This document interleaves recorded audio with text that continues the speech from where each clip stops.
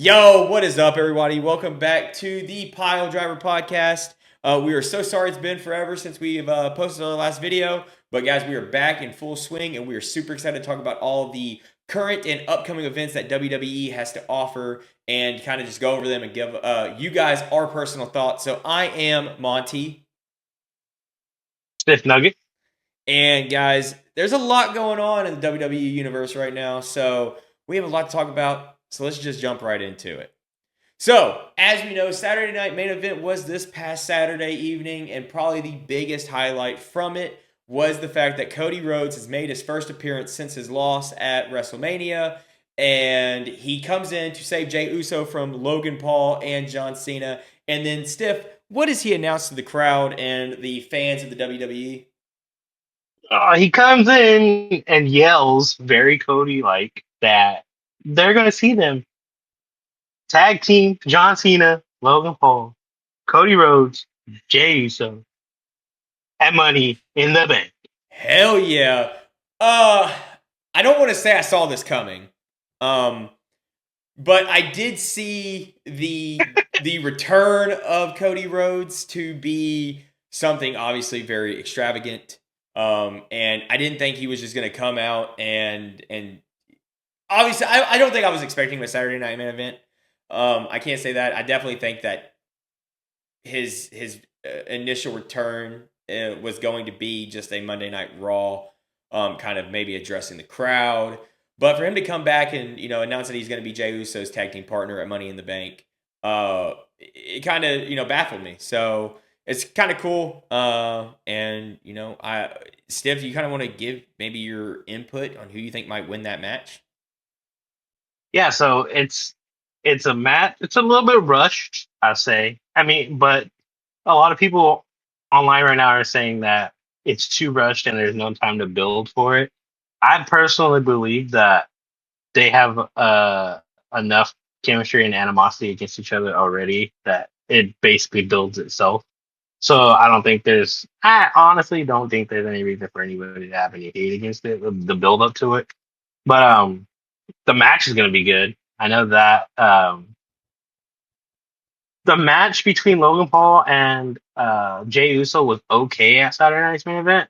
But I think with the addition of John Cena and Cody Rhodes, it'll be a really good match. I actually believe that John Cena and Logan Paul. I don't know. I just feel like this John Cena's been on a run this last like couple months, and he hasn't lost. So why start now in a Right. tag team match? You know. So and he's a champ. It's not like I get it. Jey Uso's a champ too, but it's like John Cena's the big bad right now. There's Yeah. no.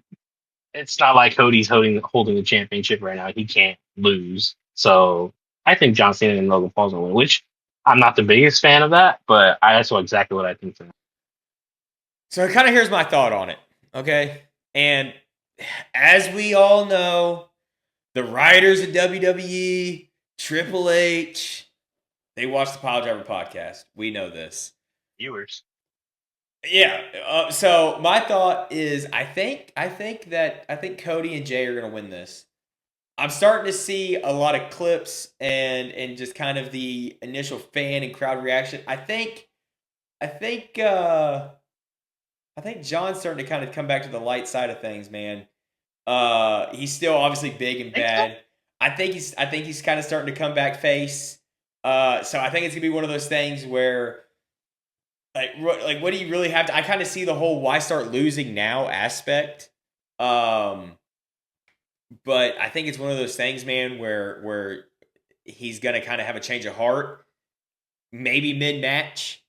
And that's going to kind of jeopardize Logan Paul. I don't think Logan Paul's in his I'm gonna take it era of the WWE. Sure, does the Maverick have what it takes? Yes, he's obviously shown his superstar abilities and his athleticism and all this. But I just think it's one of those things, man, where John, you kind of saw it with R-Truth. I kind of want to talk about that a little bit. He kind of had that. Obviously, he punked us out. He punked us out. That wasn't him starting to turn face. It just you know how R-Truth is. He's just full of humor, full of comedy, and all that. I think he's gonna kind of start turning face, and Cody might jump on that, and I think it might cost him the match. So reference back to this moment, guys, if that happens. And then if that happens, then I'm going to have to tweet at Triple H like, hey, look, okay, bring me on. Me and Pat and Michael Cole will sit. We'll commentate with Steph. There'll be 4 people. So yeah, I don't know, man. So I think we kind of have an opposing thought on this one. You're thinking Logan and John. I'm thinking Jay and Cody. So let us know, guys, in the comments down below who you think's going to win that match. Let's kind of caveat off of that. We kind of talked about it a little bit. R-Truth and John Cena. I don't know. I enjoyed that match. I didn't get to watch the entirety of it, but I saw the clips and all that. And R-Truth, man, he's so funny, and I would say he's like a great wrestler by any means. He has some pretty sweet moves. But he just as a character is just outstanding. Yeah, he's definitely one of the standouts when it comes to any kind of like comedy segments or anything. He's definitely up there for sure. The match was cool. I liked it. I see what they were doing. It's like the duality of it. Like it's John Cena versus what everybody else thinks John Cena is, Right. or like was. You know, The it's duality like of man. a mirror match. You know what I mean? Like when Yeah. you 2 people that are exact same fighting each other. You know, that was pretty cool. They had their little back and forth. You know, Ron Cena doing the 5 knuckle shuffle and the and the, yeah and the AA. But I knew it was almost it was a little bit of a squash match. You know, Right. you obviously everybody knew that John Cena was going to lose that thing. Yeah, no. But it was just fun. It was obviously really fun to see R-Truth go out there and do that. You know, Yeah. yeah, I think that was one of the things within this retirement tour that John Cena definitely needed to do something like that, just to give it like some kind of a something else within the. You don't want it to all be like serious. You know what I mean? Right. Even though a little bit of it was, but it had to have some kind of like buffer between everything else. Yeah. And obviously we know John Cena, he's a big philanthropist, you know. So why not give somebody who's looked up to him his entire life the opportunity to wrestle one last time with him in the ring, which would be, R-Truth, his person, Exactly. his childhood hero. Exactly. So John Cena's a giver. He's giving now. he's given. He's not even a heel anymore. He's a face. He's just playing bad He's now. giving. Yeah. So Saturday Night Main Event was awesome. So let's talk about Monday Night Raw a little bit. Steph, why don't you go ahead and lead us on that one? So yeah, Monday Night Raw leads off with Seth Rollins and his new faction group coming out. Um, Paul Heyman, Seth Rollins, Braun Breaker, and Bronson Reed. Bronson Reed debuts in a new faction at Saturday Night's Main Event. Big shocker there. The match was okay, but him debuting there was awesome. And then so they came out to start off Monday Night Raw. 2 promos were cut. One was Paul Heyman, one was Seth Rollins. Paul Heyman's was amazing as always because Paul Heyman is the best at that. Um, a lot of people are just was wondering why Bronson Reed, because obviously some months back Bronson Reed was actually in a feud with Seth Rollins and they hated each other. And so he kind of, not really, but kind of did explain why he's in there a little bit. Just mainly like Seth Rollins like acknowledges that Bronson's a freaking monster, destroys people. You know, that's kind of what he's building around right now. Obviously, Braun Breaker, same freaking thing. Right. So, yeah, Paul Heyman cuts this amazing promo. Then Seth cuts an all right promo. He's just really pandering to the crowd, and the crowd kind of takes over with it a little bit. So it was like whatever. But yeah. So just the introduction of this group. Now everybody's here. It was awesome to see. They're all dressed up, tux, suited and booted all the way, Head to toe. head to toe, all in black. It was dope, bro. It's so cool. And then you have Seth Rollins with others. Steffi. That was pretty cool. You're cutting out. Oh, am I cutting Yeah, out? you cut out a little bit. Just run it back. Run it back. We can fix it in post. Run it back. How far back? Head to toe, suited and booted. They were cool as hell. Then you get Seth Rollins with the flashiest colors in the world, making him stand out in the group. Obviously, Love it, love it. Probably one of the best looking groups in that they've had in a while. So I mean, the Bloodline was cool. The way they looked was cool ish. Just I think this one looks really cool. Like they're trying to take over. They want this company as theirs. Pretty cool. Your thoughts? they want to take it over. No, I mean, like you said, Paul Heyman, obviously master on the mic, master at cutting promos. So him just talking about Braun Breaker and how he's going to take over. How did he compare? He pretty much compared him to the Terminator. He was like, if Skynet was connected and dropped Braun Breaker down or a T-1000 down, it would be Braun Breaker. And I mean, you can't go wrong with Paul Heyman, man. You know, if I had to have a hype man in my corner, if I had to have somebody cut my promos, it would be Paul Heyman. So Definitely. yeah, definitely, that's pretty cool. Liv Morgan's return. Yeah, you want to kind of talk about that a little bit? Yeah, Liv Morgan returns. So they have a backstage segment with the Judgment Day. It starts out with all the guys there. Raquel's in the back. And then we hear this voice, which at first I thought it was Liv Morgan, but it wasn't. It was Roxanne Perez, which is an honorary new member of the Judgment Day. So far, it looks like that. Um, she brings Dom his chicken nuggets, his nuggies, His chicken nuggets. and yeah, and then she goes in to rub his shoulder because she says it looks stiff, and I think it's because he's been holding that beautiful championship around his shoulder for so long. um, but then as she does that, we get another voice, which obviously now it's Liv Morgan coming in. She's very standoffish. She doesn't want anything to do with it now, right now, at least. She has plans of getting in the Money in the Bank. She's ready to start making a run for the title now. So she says she'll come back and deal with it later. And yeah, that's where that left off with their return back on Monday Night Raw on TV. For sure. Okay, what other big news we got? We got Money in the Bank 2 weeks, right? 2 weeks from now, next, not this weekend, next weekend. Yeah. What does the card look like so far for that? Let me see. So for that, Money in the Bank card.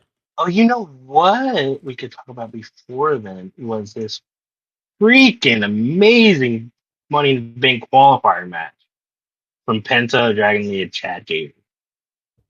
Oh yeah. Yes, this match was a banger, bruh. It was an absolute banger. It's a banger. We had Chad Gable taking the absolute worst bumps I've ever seen him take. And dude, I think he broke his neck at least 3 times. Penta did this move on him where he stacks Chad Gable and Dragon Lee on top of him and then like drives him down like a pile driver. And I think Chad Gable um took the bump wrong. Oh And yeah. he bent his neck a certain way. Oh my god, I thought he broke his neck, dude. It was terrible. Dragon Lee did this dive outside the ring onto Penta on the announcing desk, like out of nowhere. Looked like a freaking arrow coming out of the ring. Dope. Yeah, it was a dope match. And then Penta obviously gets the qualifier. He wins. He's going to Money in the Bank. So Out of the confirmed ones right now, give me Lyra. I don't think Becky Lynch will do it. yeah. So I have a theory that Lyra's gonna win this because they're gonna set up a triple threat match with her, Becky and Bailey. Because that's like a running thing right now. That's the reason why Becky Lynch took Bailey out backstage to get her inserted into the tag team match at WrestleMania. Um, Bailey's been off TV for a little bit, so I do have a sneaking suspicion that Bailey is going to return at some point to either challenge Becky at one point, but I do think this is going to set up a triple threat. So I do have the Lyra win. There's no reason for her to lose the championship right now. Right. Man, oh man. So that's like, WWE right now. It's just like they're taking all of our notes. Stiff. They're taking all of our notes. What else is there? What else is there to talk about, man? So we got that match. We went over the Cody Rhodes and that. Another big thing here. Let's see.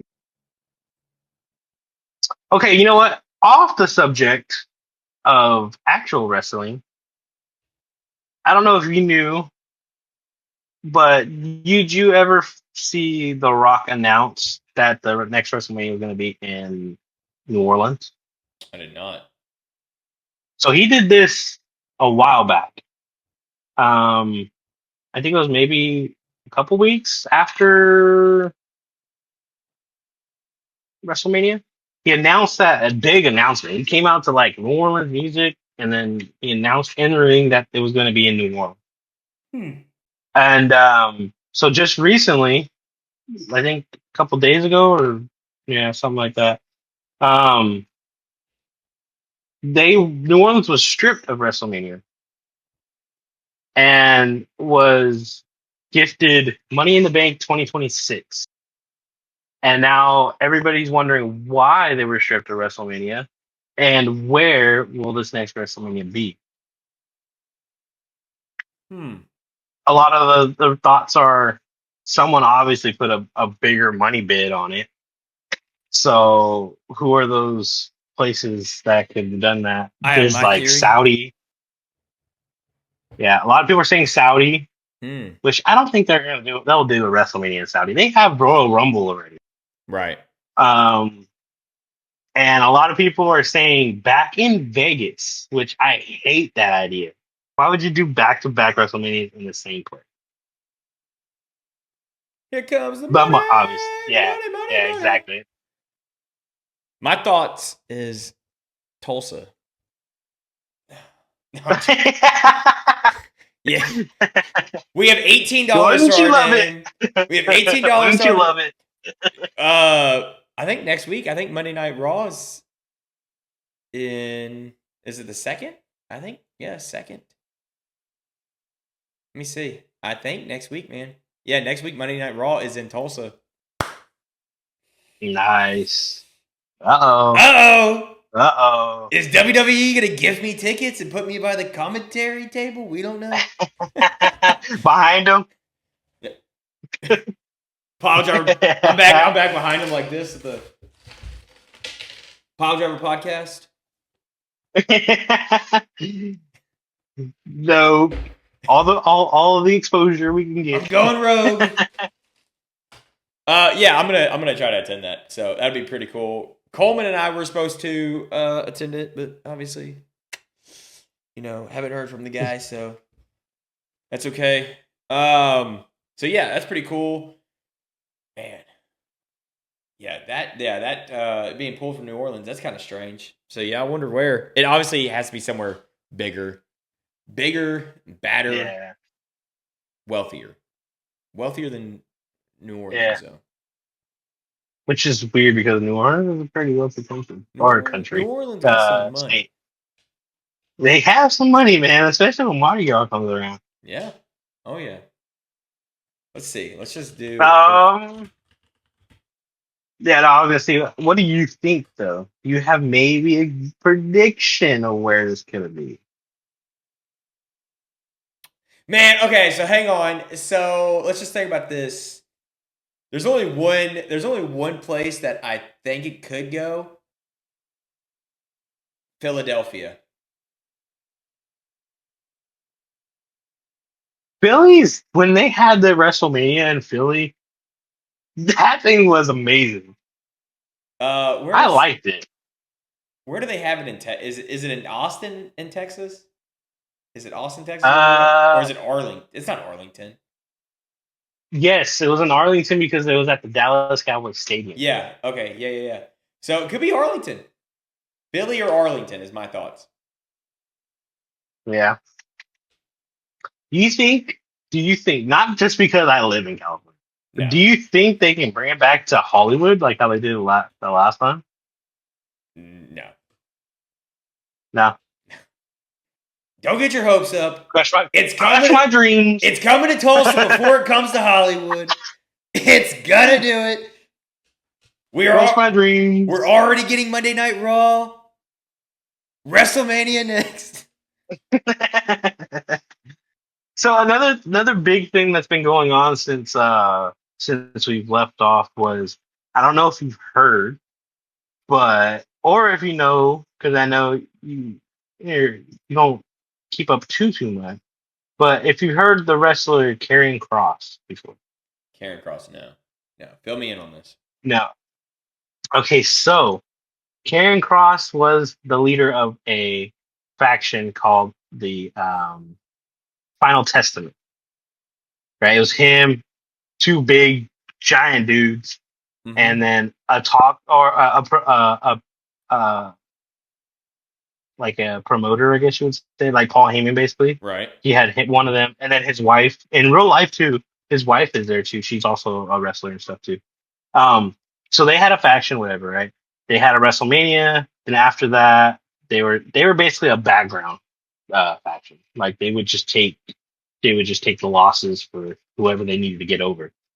And then not too long ago, everybody besides Karrion Kross and his wife got released from the WWE. And so everybody thought it was a good thing, he can get back to doing his own thing. Him and his wife were been together, wrestling together for forever since he got into the WWE. So everybody's happy that he's getting back to his old ways. He's gonna climb his way up to the top again. And nothing significant. This was before WrestleMania. Nothing significant happens really, and then WrestleMania comes around in Vegas. Right. Vegas is his hometown. Oh. He's hoping to get a match at WrestleMania because obviously it's his hometown. He wants to try to pitch something to get a match, right? And then just so happens that Kevin Owens gets hurt and can't can't wrestle Randy at Mania. Right. Exactly. So he was throwing out. Hey man, Randy needs someone to wrestle. Come on, like it's my hometown. I can do this. Let me just fill in. It's gonna be a great match, right? Right. Well, then I guess last second they're like, not gonna happen. Here's Joe Hendry. Joe Hendry fills in instead. He's pissed because, come on, man. Like, you bring in someone from a different company to fill in for me. Right. You had me right here. So that happens. And then at the end of WrestleMania, the very end, they have a WrestleMania post show. And this is not like on TV anymore. Like you have to go to YouTube for this post show. Yeah. I've heard of it. He cuts the absolute meanest promo.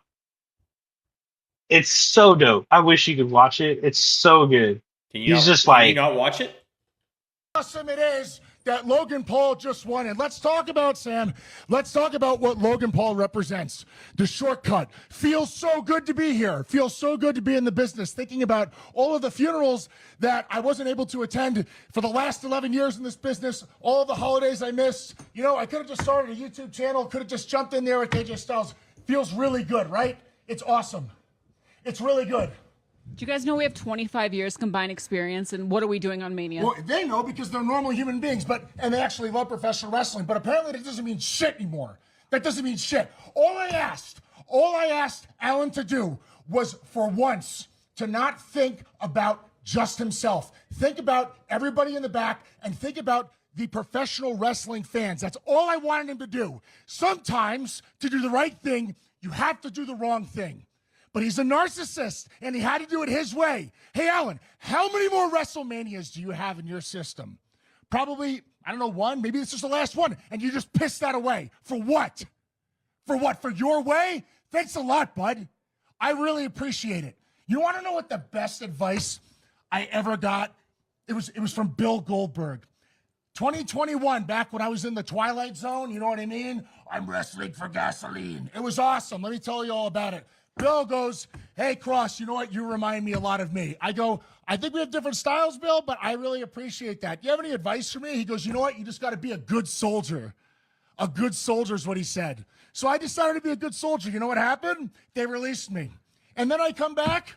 You know what being a good soldier gets you, everybody here? Just so in case you're wondering, you want the back scoop here. Being a good soldier gets your times cut.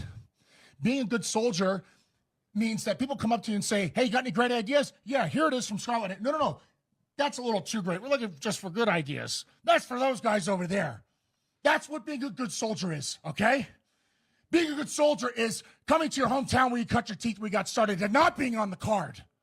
It's all about viral moments now. That's what it's all about, viral moments. Well, Guy, everybody's been telling me that I got to become undeniable. And as soon as it happens, they ignore it and they shut it down. I never asked to wrestle Randy. I never asked. That happened organically, and you ignored it for a viral moment. And good on Joe. Nothing against him. But you ignored it. And the crowd told you exactly how they felt about me on SmackDown when I was eliminated. And you ignored it. Become undeniable. My ass. My ass. You want a viral moment? On behalf of all of the true fans of professional wrestling, Guy with the suit and tie in the truck, go fuck yourself. That's from Killer Cross. No. Fuck it. I mean, I get it. You know, I can't blame the guy by any means. I mean, shoot, especially if I put in the time, I put in the effort, you know, and especially if you're possibly given that opportunity, especially in your hometown, and you get pretty much lopsided by, I mean, pretty much the foundation and the company that you work for. I mean, I'd be just as mad as he is, as Cross. Yeah. So Yes. I get it, man. But that's I don't know, because I'm kind of in the same boat. Like of how he feels, because it's one of those things, man, where I gotta agree. All these companies look for that one viral moment. Because that's kind of the day and age we live in. I mean, look at us, for example, right? We're on YouTube, making content, talking about these videos and these shows and all that. It's just hoping for one viral clip. So yeah, for WWE to do it, I mean, I get it on the company's behalf, but I also get it on Cross's behalf. I'd be pissed off too. So your thoughts? Yeah. So after that came out, a lot of people were like, "Oh, you gotta understand, like it's a company. They're in it for the money. Obviously, they're gonna put the big draw, which is obviously Logan Paul, Right, to get the money, right?" But what's happened over the last month and a half after that happened is that his merchandise has become the number one selling merchandise on WWE.com. Well, I mean, look at that promo he just cut. Yeah. I mean, look at that. That's So it's the viral moment. Yeah, exactly. So it's like, all right, I'm making you guys all this money now. What else do I need to do to be able to get a push here? It's wild. And it's like, just recently on this last Raw, they gave Bert Kreischer and who's his buddy he does a podcast with? Yeah. They gave them 7 minutes of time, bro. Right. And they gave Karrion Kross maybe a one-liner. It's crazy, bro. How I don't know. I'm hoping it's one of these things that everybody's just wait. It's gonna happen. Watch the pop that's gonna happen when Triple H decides to actually push him. Right. But it's damn, dude, they're making it seem right now that it's kind of bad, you know. Man. But all right, well, I think we can end it on that note. I mean, I think React's clip, be pretty cool. So all right, guys. Well, let us know your thoughts on today's episode. Let us know your thoughts on the upcoming Money in the Bank event. This is your boy Monty. Your boy Steve. And this has been the Piledriver Podcast. Don't forget, guys, hit that sub button, hit the like button, and we'll see you guys in the next episode. Peace out. Yeet.